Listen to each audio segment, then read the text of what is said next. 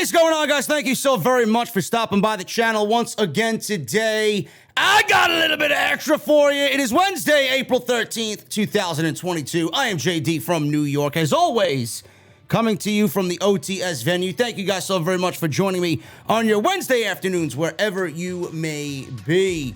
Follow me on social media at JDfromNY206. That's Twitter and Instagram. Hit that subscribe button down below for all the latest WWE and AEW news and rumors. Hit that bell, turn that bell on, and make sure all notifications are activated so you guys know when I upload and when I go live during the week. Also, go check out all the other videos that you might have missed on the channel. There is a lot of stuff on there, so make sure you guys go check that out. WWE 2K22 live streams Monday night this week and Tuesday. Tonight will be live for AEW Dynamite. Hint, hint, the live stream is already set up, so make sure you guys go over there and RSVP. So make sure you guys go check out all the other content on the channel, and make sure you guys follow me on social media at JDfromNY206. That's Twitter and Instagram. That's probably the best way to keep up to date on literally everything that happens with me and the podcast on Twitter and Instagram. That's JDfromNY206 on social media. Let's start at the top, man. We got a couple of stories. One big story came out during NXT last night, and I believe this probably, aired on Monday, and then Peacock airs it the very next day. So a lot of people were, I believe, on Peacock, and they were going through the WWE content, and then this gem was staring at them as of last night. Young Rock.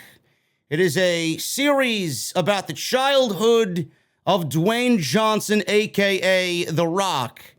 Young Rock and WWE Evil episodes, which I think is fantastic. I only watched the Hulk Hogan one. I have not gone back and watched the other ones. I'm very curious about the Roman Reigns one. I'm very curious about the Ric Flair one.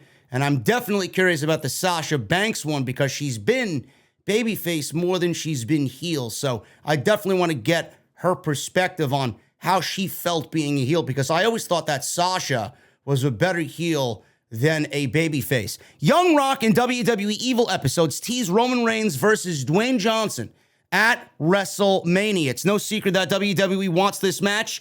They're trying desperately to make it happen next year in Los Angeles at SoFi Stadium for WrestleMania 39. It is legitimately the only dream match left for WWE. There's not many dream matches going around, being that they have blown through most of all their dream matches. They want that for WrestleMania next year.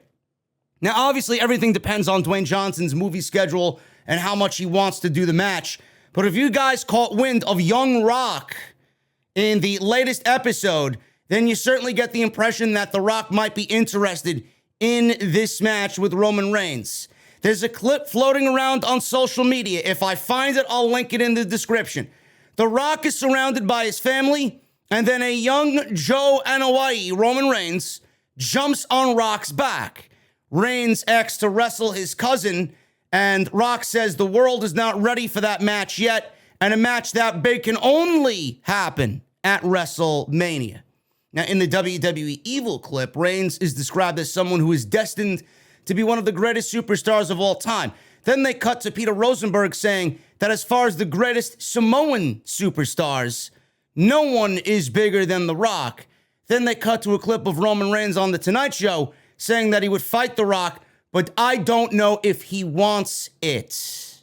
Now, everything depends on The Rock and what he wants, but there's no doubt that the line said in Young Rock would not have been included if Dwayne Johnson did not approve of said clip in the show.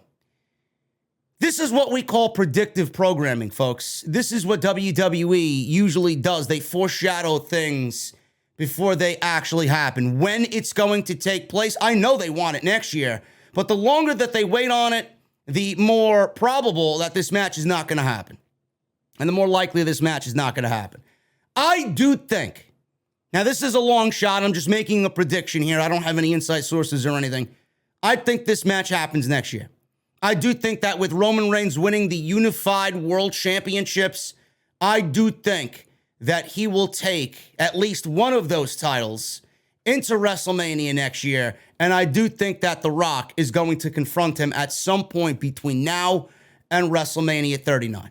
I do think it's going to happen because there's no other story that WWE's put as much effort into than the tribal chief, head of the table, Roman Reigns story. And this story ends with nobody else but The Rock. Not Cody Rhodes, not Drew McIntyre, not a returning legend to take down Roman Reigns outside of Dwayne Johnson or family. It is all about The Rock and Roman Reigns. And I do remember several months ago, there was a photo floating around of The Rock on Instagram, and this was in current. This is not something that happened 3, 4, 5 years ago. This was in current times. Rock was having dinner with Nick Khan. And I do think that a dinner like that is, yes, catching up with old friends because they've known each other for a very long time. But something like that and a dinner like that that's set up clearly is partially business. So I do think that this match is happening, and I do think that we're going to get Reigns and Rock, and, you know, WWE promoted this as the biggest WrestleMania main event of all time with Roman Reigns and Brock Lesnar, which we all know it wasn't. But how can you say that about this and then go and say the same thing about what's probably going to happen next year? I don't understand WWE and their silly little fucking taglines and headlines. That is going to be one of the biggest WrestleMania matches of all time. Definitely up there. I don't know if it's going to be the biggest, but in WWE's current landscape, it will be. And I do think that match is going to happen at WrestleMania 39. But I find it funny how people are picking up on this. Now you know. Everything is out there. They want you to know about it. They're going to let you know about it when they're ready to talk about it. Predictive programming is what WWE is known for. Somebody that you will not see at a WrestleMania or a WWE show in general with The Rock and Roman Reigns is Braun Strowman. Yeah, you guys remember Braun Strowman, right? You guys with the wee and in running around the ring with the choo-choo train sounds and looking like a complete blithering idiot. That Braun Strowman. The same Braun Strowman that told me to continue living in my mother's basement eating Hot Pockets. Oh my God, man. My feathers were ruffled on that one. I never heard that one before, Braun Strowman. Yeah, you're really fucking breaking comedic grounds with that one. Braun Strowman. If you guys hope to see him in AEW. Yeah, right. Yeah. Anybody that wants to see him in AEW, you guys are some fucking comedians, man. Braun Strowman in AEW. You fucking kidding me? Don't bet on it. The former WWE star responded to a tweet from a fan. Uh-oh. When he usually gets on social media, idiotic statements come out from Braun Strowman's mouth. In response to a gif of a botched haircut meme, this fan's tweet says, and I quote, "If my kid does that, I'll punish him by watching 3 hours of Raw." Now, we all know Monday Night Raw at 3 hours is severe punishment for anybody watching it like me, because I have a job to do like me on a Monday night. Some of you don't even bother watching Monday Night Raw, and I don't blame you. But Monday Night Raw is, by this fan's account, correct punishment. Now, Adam Scher, because the level of IQ from Braun Strowman is fucking unbelievable, man. It's that of a box of crayons. Braun Strowman. Ha, ha, ha, ha, he says. Dynamite would be far worse punishment, he says. So Adam Scher and AEW had talks last year, but no deal was reached. I wonder why. At the time, the belief was that he would sign with Impact and he would debut as the Titan. And he would debut at Bound for Glory, but that did not pan out either. Impact Wrestling Scott D'Amore went as far as to say that Scher was Braun for Glory. Mark Henry said in regards to Scher and AEW that there was interest from both sides. Now, in October, Scher seemingly confirmed to Sports Illustrated that there were talks that he had with AEW. He says, and I quote, "Yeah, we sat down and discussed stuff like that with my agent and things like that. We're trying to find a fit now where everything kind of will work together, since now there's so many things that I'm working on in my personal life. I don't have as much time to devote to the full-time schedule to wrestle now." So it's unclear why things didn't work out with Cher, with Impact, or AEW, but based on his recent tweet, it doesn't look like there are any plans for Cher to work in AEW, period. Cher currently works for the Control Your Narrative promotion with EC3. So I want you guys to understand that this is only part one of the story. This guy's blackballed, and I don't blame Tony Khan for blacklisting Mr.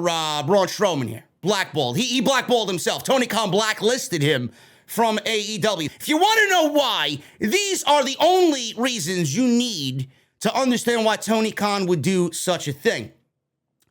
So he goes on to claim, Braun Strowman, that Tony Khan pays dirt sheets and AEW talent is blackballed from Control Your Narrative shows. He says that AEWs are blackballed from all Control Your Narrative shows, and Cher's Instagram goes on to say, why is there no face to palm emoji? This is the same guy, Tony Khan, that pays dirt sheets and says his wrestlers are free to do whatever, but blackball them from CYN shows. Why? With a bunch of question marks, because we're a fucking threat, he says. Then a Twitter user responded after seeing the screenshot of Cher's Instagram post. I quote, I know I'm falling for the game. I just can't tell which parts are generating heat and which parts are delusion. So Cher responded to this tweet, all facts, only delusion I have are when I have too much jack, or maybe I'm just drunk. I don't know. Is it time for another drink yet? LOL. Cher also punched back at the notion that his Control Your Narrative promotion is considered wrestling's blacklist. Cher tweeted, blacklisted. That's why so many people want to work with us, and both our shows have had tons of AEW talent backstage watching. We are the new option. You've been warned. Now, it's unclear why Cher has been so outspoken about Tony Khan and AEW. Cher had talks with AEW and Impact last year, but like I said, no deal was reached. Cher also seemed to mock Tony Khan's tweet about the anti-AEW bots that have served to spread negativity about All Elite Wrestling. The tweets ends with a hashtag, what a mark. And he says, an independent study has confirmed that much of the staunch anti-Control Your Narrative online community aren't real individuals. It's a staff running thousands of accounts, an army of bots to signal boost them. Look closely, these aren't real people. Who'd pay for such a wildly expensive thing? Hashtag, what a mark. So, first of all, I did not take that tweet and then pawn it off as some sort of joke like everybody else. You're just a bunch of unimaginative fucking cretins on social media. I didn't even find it funny. And Tony Khan has a point, number one. Number two, I wonder why he's blackballed or blacklisted, and why Sin and all of its performers are blackballed from AEW. I wonder why. Maybe as Case A has pointed out, you just called AEW Dynamite and Tony Khan's promotion, his flagship show, a punishment over Monday Night Raw. I wonder what happened in those discussions. Braun, why didn't you get signed, bro? Maybe it has something to do with this. Maybe you forgot. Maybe you were too drunk. Maybe you had one too many whiskeys, Mr. Strowman. Maybe it was this in response to AEW star Evil Uno during a fucking pandemic when everything was legitimately halted and life ceased to exist in that time. You guys remember when Evil Uno encouraged fans and followers to support those in need within the industry. Braun Strowman posted the following in regards to Evil Uno going out there, spreading positivity, and asking fans to support their favorite pro wrestlers in this time of need while things get sorted out. I quote, here we go with more of the somebody pay for my bills stuff. This is while he was under WWE contract and making $1.2 million a year. He thought he was safe. And then he got cut. And then he was released. If you can't afford to pay your bills, maybe you should change professions. That's why I quit strongman. I loved it. but I couldn't afford to live. So instead of making a GoFundMe or a Patreon wanting somebody else to take care of me, I went out and worked harder than I ever have in my life to get where I am. What happened to being accountable for your own actions? I wonder what happened there, Strowman. Maybe the reason why you're so disgruntled and why you have this anti-AEW feel about you is because they told you to go fuck off. Maybe you don't remember that comment, but I know if I'm Tony Khan and I had this statement staring back at me, I know I wouldn't fucking look at you ever to come into my company. Maybe you should shut your fucking mouth and get off social media because you're doing more harm than good. You're doing more harm to yourself and you're doing harm to your fucking rinky-dink control your narrative. Nobody wants to work for you. Nobody wants to work for that promotion. Nobody wants to wrestle there. And especially with Tony Khan, why would he, A, bring you into the company because of that statement? Why would he bring you into the company, period? You're fucking dog shit. Why would he bring you into the company for that statement? And why would he let anybody on his roster work for a promotion that you are actively part of? I don't understand it. Maybe, Strowman, maybe you should work harder than you ever have in your entire life to get where you are. And maybe you should be accountable for your own actions. How about that? Maybe you should practice what you preach, Braun Strowman. Or maybe like you told Evil Uno, maybe you should change professions. Because clearly pro wrestling's not cut out for you. What a fucking geek. This guy's worse than Ryback. This guy honestly has taken the crown of fucking complete blithering idiot over Ryback on social media. Go figure. It's the best gimmick he's ever had. A fucking dummy. Cesaro. Will we see Cesaro in AEW? Mark Henry says that we haven't seen the last of Cesaro. And Mark Henry is an AEW broadcaster, backstage interviewer. So he went on to say, he's also a talent scout and a coach, by the way, as well. A lot of different facets there for Mr. Mark Henry. In addition to his duties in AEW, Henry is on Busted Open Radio as well on SiriusXM. He dropped an interesting quote on Saturday, and this is interesting. He says, and I quote, "Believe me, there will be a Cesaro sighting, just not right now. When that day comes, the world of pro wrestling is going to be like, holy shit, like that's the guy we've always wanted to see here." Cesaro departed WWE in late 2022, February, and that is over with a decade of history in WWE. WWE attempted to re-sign Cesaro, but they were unable to reach an agreement. He is now bound by a 90-day non-compete because his contract was up and he's able to work wherever he wants as of right now. He can go anywhere he wants. Cesaro has been long regarded as one of the top wrestlers in the world. He achieved some success in WWE, but most wrestling fans and industry observers would agree that he was underutilized throughout his entire run there.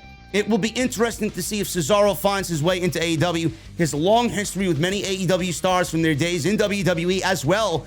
Now that Tony Khan has purchased Ring of Honor, he would be a perfect fit for the relaunch and whatever Tony Khan has in mind for Ring of Honor. Several AEW performers have already acknowledged the prospect of Cesaro joining All Elite Wrestling. Eddie Kingston has already stated that Cesaro doesn't have the balls to join him in AEW and that he's going to slap the shit out of him when he sees him. Earlier this week, Dax Harwood retweeted a photo pitching a tag team dream match between FTR and the Kings of Wrestling. That was Cesaro and Chris Hero, who has me blocked on social media, and I have no fucking unearthly reason why. I don't understand why. I just found this out not too long ago. Don't know what I said. I wonder what I said. Maybe it was about the Alexa Bliss situation. I have no idea. Listen, Cesaro, he will be somewhere. When? I don't know. But when it does happen, I believe Mark Henry. I think there will be a lot of excitement when Cesaro shows up because that man is missed. I think a lot of people do believe that he's underutilized. He was absolutely underutilized in WWE. And the prospect of Cesaro leaving WWE where he was that underutilized, always told that he didn't have it, told that he didn't have star-making power or he was not a good promo. Meanwhile, the guy speaks 7 or 6 different languages, right? He doesn't connect with the crowd. He's connected with the fucking crowd every single fucking time he's been out there, and in major situations, mind you. With Roman Reigns, he's connected with the crowd. And he did that all in a fucking Thunderdome. But the social media crowd was all in for Cesaro getting that opportunity, man. It was as finally we all came together and we agreed on something. Cesaro belonged in that spot. And he gave Roman Reigns one hell of a match. I wish it was in front of a live audience, but it is what it is. Cesaro, in every tag team he's been in, Tyson Kidd, they were incredibly over. Jack Swagger, they were incredibly over. Him winning the Andre the Giant Memorial Battle Royal, just go listen to that crowd when he dumped the Big Show over the top. I believe it was at WrestleMania 30. Dumped Big Show over the top rope to win the Andre the Giant Memorial Battle Royal when it was somewhat decent. Crowd went fucking berserk for Cesaro. So I don't understand how somebody like Vince McMahon, who's supposedly a genius, missed the boat on Cesaro and said, oh yeah, he doesn't connect with the crowd the way that I want. The fuck do you want? What are you expecting?